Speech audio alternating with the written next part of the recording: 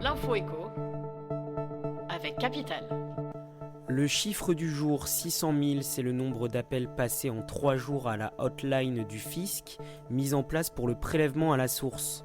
Gérald Darmanin, le ministre en charge de la réforme entrée en vigueur au 1er janvier, s'est dit satisfait d'une première semaine sans heurts techniques. Sur les 639 636 appels passés par les contribuables, près de 200 000 demandes ont pu être résolues par le serveur vocal interactif. Face aux nombreux appels le premier jour, le ministère de l'Action et des Comptes Publics a adapté son dispositif en déployant plus d'agents. Le coup de gueule du jour est poussé par le Bayern Munich.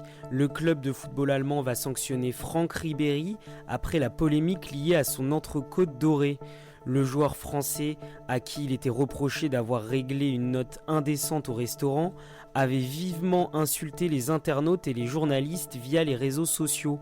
Le club bavarois n'a pas du tout apprécié la réponse de son joueur et va le sanctionner d'une lourde amende. 77% des Français se disent favorables au retour de l'impôt sur la fortune. C'est le résultat d'un sondage IFOP publié par le JDD.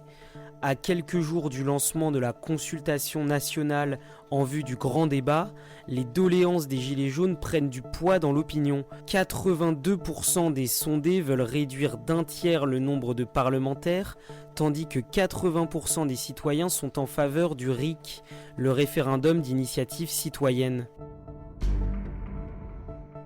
Accusé de dissimulation de revenus, Carlos Ghosn va-t-il sortir de prison ? Le sort judiciaire du patron de Renault va se décider dans les prochains jours au Japon.